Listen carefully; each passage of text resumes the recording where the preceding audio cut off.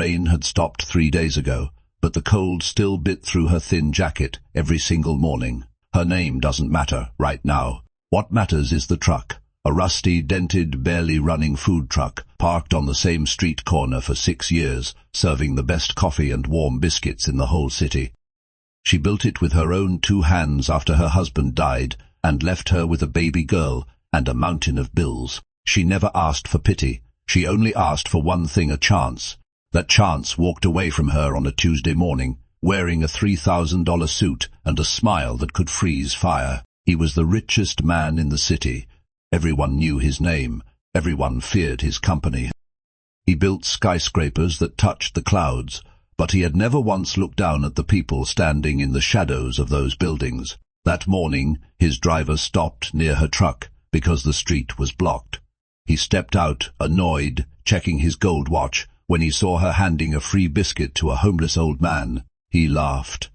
Not a soft laugh, a cruel one. Loud enough for the whole street to hear. He said her truck looked like garbage on wheels. He said charity was just a business trick to get customers.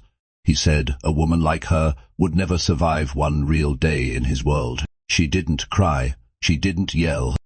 She just looked him straight in the eyes and said something so simple, so quiet, that it would haunt him for the next 3 months of his life. She said, "One day, sir, you will need kindness more than money, and I hope someone gives it to you the way I just gave it to that old man." He got in his car and drove away, still laughing. He had no idea that those words would break him apart, piece by piece, until the only thing he wanted in this entire world was her forgiveness. Before we continue this story, if you want to see this billionaire fall to his knees for a woman who owns nothing but a food truck and a heart of gold, make sure you hit that subscribe button right now. Drop a comment telling me where you're watching from, and share this with someone who still believes true love finds the humble. Now, let's go back to the story. Her name is not important, but her strength is. Every morning she woke up at 4:30, kissed her sleeping daughter's forehead, and walked 8 blocks to her truck before the sun even thought about rising. She sold coffee for $1. She sold biscuits for 50 cents. She gave food for free to anyone who looked hungry enough to need it more than she needed the money. People on that street loved her. They called her the Biscuit Lady. Old men waited for her smile more than they waited for their coffee. Children waved at her from school buses. She was poor in money, but rich in something money could never buy. The man in the expensive suit did not think about her again that day. He had meetings. He had deals worth more than her entire neighborhood. He owned half the buildings on that street and didn't even know it. To him, she was nothing, a blur. A joke he told his assistant later that afternoon, laughing about the coffee truck lady who dared to speak to him like she was somebody. But something strange happened that night. He couldn't sleep. Her words kept echoing in his head. "One day, sir, you will need kindness more than money." He told himself it was nothing, just a poor woman trying to guilt him. He was the man who built empires. He didn't need kindness. He needed power, and he had plenty of it. 3 days later, his empire began to crack. It started small. A business partner pulled out of a deal worth $200 million. Then a scandal leaked to the press, old documents, forged signatures, things he thought were buried forever. Suddenly, the board of his own company started asking questions. Suddenly, people who used to fear him started whispering behind his back. He blamed bad luck. He blamed jealous competitors. He never once thought about the woman at the food truck. Not yet. 2 weeks passed. His fortune, once untouchable, started slipping through his fingers like sand. Investors backed out one by one. His own lawyer betrayed him for a bigger paycheck. The tower with his name on it, the one he was so proud of, was suddenly the center of a corruption investigation he didn't even start. He sat alone in his glass office one night, looking down at the city he once ruled, and for the first time in 15 years, he felt something crawl up his throat that he didn't recognize. Fear. He didn't know it yet, but this was only the beginning. Meanwhile, she kept serving coffee. She kept giving free biscuits to old men. She kept raising her daughter with nothing but love, patience, and a truck that coughed black smoke every time she started the engine. One evening, her daughter asked her a question that broke her heart quietly. "Mommy, why do rich people look so sad in their big cars?" She didn't have an answer. She just hugged her daughter tighter and told her that money can buy a car, but it can never buy a family sitting inside it laughing together. That night she prayed, not for revenge, not for riches. She prayed for that man in the suit, the one who laughed at her, because somewhere deep inside she still believed no heart is too broken to be fixed. She had no idea her prayer was about to be tested in the cruelest way possible. 1 month after his laugh echoed down that street, everything he built came crashing down at once. His company was suspended from trading. His bank accounts were frozen pending investigation. His so-called friends, the ones who used to fill his parties, disappeared overnight like smoke in the wind. Reporters camped outside his penthouse. Headlines called him a fraud, a liar, a man who built his empire on lies he didn't even remember telling. He lost his penthouse first, then his private jet.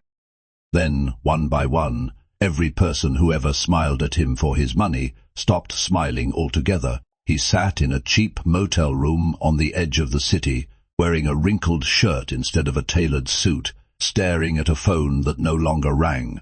For the first time in his entire adult life, he was completely, utterly alone. And in that silence, her voice came back to him louder than ever. "One day, sir, you will need kindness more than money," he broke down that night, not because he lost his fortune, but because he finally understood what she meant. He had spent his whole life building walls of money around himself, thinking those walls made him strong. But money isn't a wall, it's a curtain. And when the curtain falls, you see exactly who was standing behind it the entire time, and for him there was nobody standing behind it at all. 2 months after the laugh, he was a different man walking different streets. He didn't wear suits anymore because he didn't own one that wasn't repossessed. He walked past his old office building and watched strangers rush in and out, none of them looking up, none of them caring that the man who built that tower was standing right there on the sidewalk, invisible. He remembered the old man he once mocked for accepting a free biscuit. He understood now what it felt like to need something you couldn't buy. One cold morning, hungry and out of money, he found himself standing in front of a familiar street corner, a rusty truck, a woman with tired eyes and a warm smile, still serving coffee for $1, still giving biscuits away for free. She didn't recognize him at first. 3 months of hunger and shame had changed his face more than money ever could.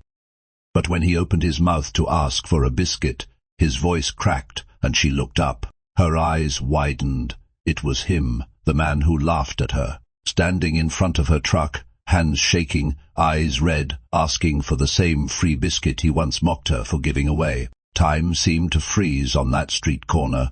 The whole world seemed to pause, waiting to see what she would do. She could have laughed at him the way he laughed at her.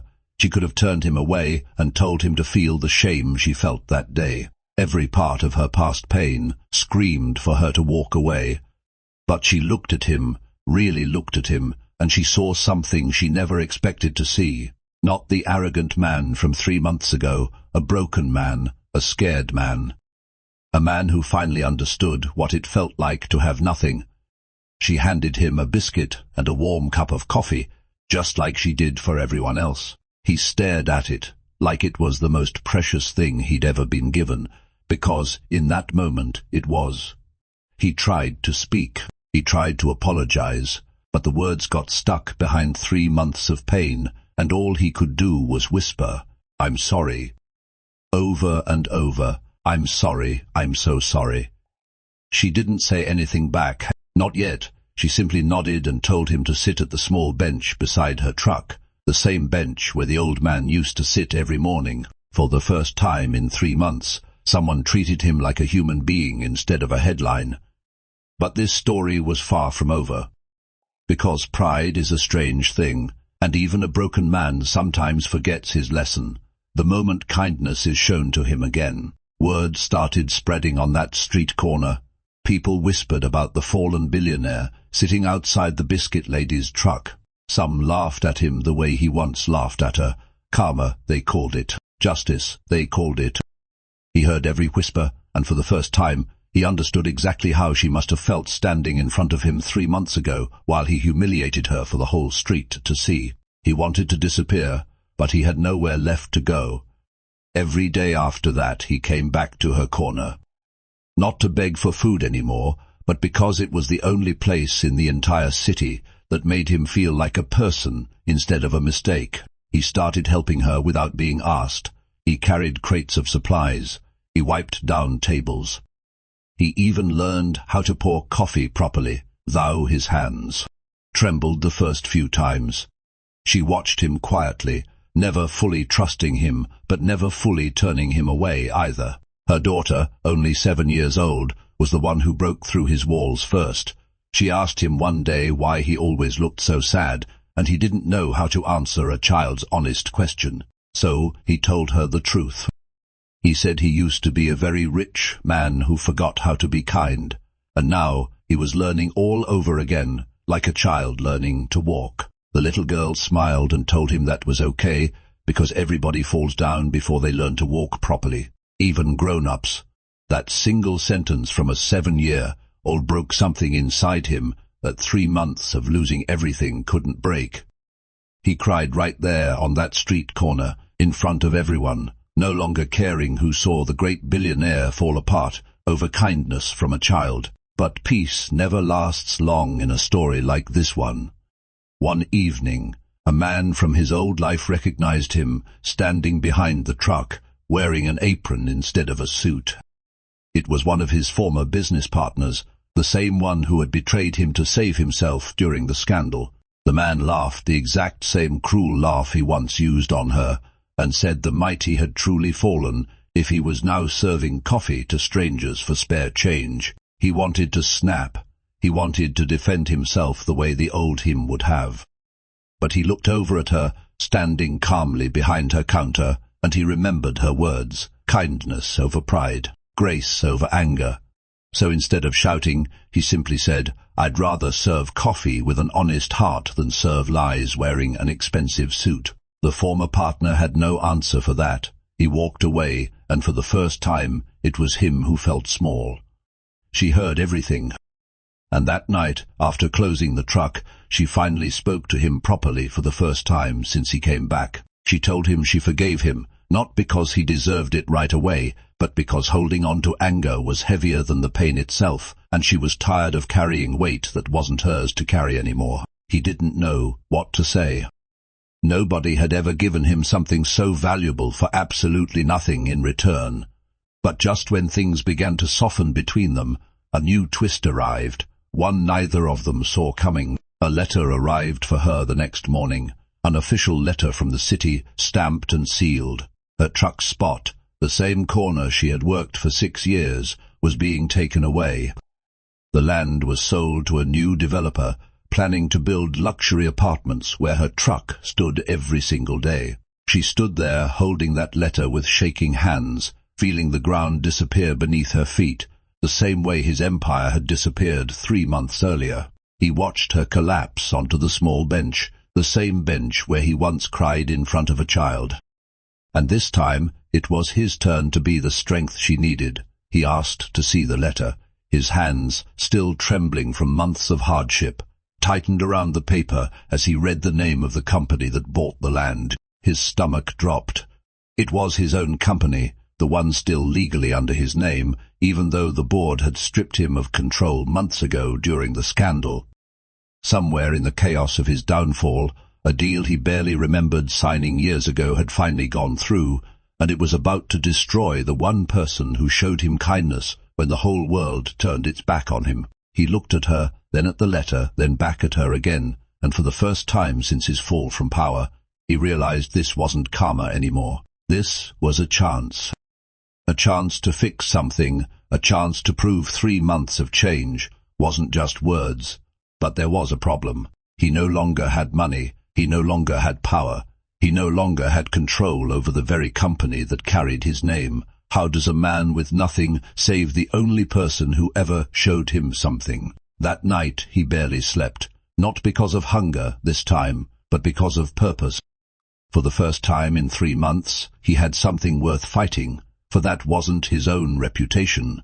The next morning, he did something he swore he would never do again. He walked into the very building he once owned, past security guards, who no longer recognized him, past employees who used to fear his name, and demanded a meeting with the board that replaced him. They laughed at him, just like he once laughed at her. They told him the fallen king had no throne left to sit on. They told him to leave before they called security to drag him out like the nobody he had become. But he didn't leave. He stood in that lobby and said one sentence, loud enough for the entire floor to hear. He said, "I may have lost my empire, but I never lost my name, and my name is still on that contract. You cannot take that land without my signature, and I will never sign it." Silence fell over the entire lobby, because he was right. Legal loopholes, the same ones that once made him rich, were now the same loopholes that could save her. The board scrambled, realizing their mistake, realizing they needed him just as much as he once needed them. But pride is a slow poison, and this story was not going to let him win that easily. The board offered him a deal. They would cancel the land purchase and leave her truck untouched, but only if he signed away his name completely, erasing the last piece of the empire he built from the ground up. No shares, no royalties, no claim to the company that once made him one of the richest men in the country. He had one night to decide. He walked back to her street corner that evening, the weight of the decision crushing his chest with every step. He found her sitting quietly by her truck after closing, staring at the same letter that started this entire storm. He sat beside her and told her everything, the company, the deal.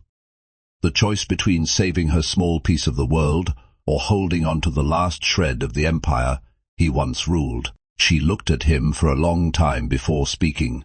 She told him something he would never forget as long as he lived. She said true wealth was never about buildings or money. It was about the people you choose to stand beside when you have nothing left to gain from standing there. That night, under a sky full of stars neither of them had time to notice in years, he made his decision. The next morning, he signed the papers. He gave up his name, his last claim to the empire, everything that once defined him, just to protect a rusty food truck and the woman who once showed a stranger unexpected kindness.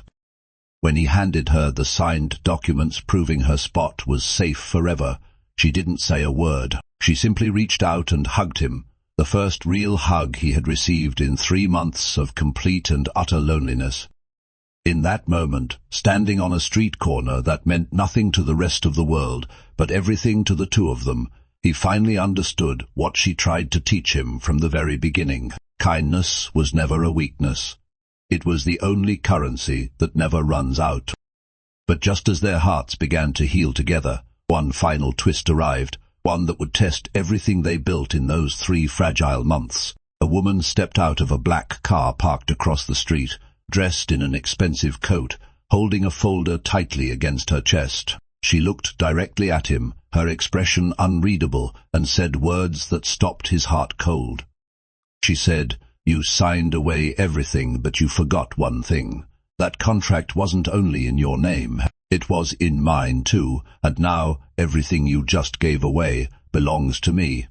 The street fell silent. The truck's small light flickered against the darkening sky, and for the first time since this entire story began, neither of them knew what would happen next.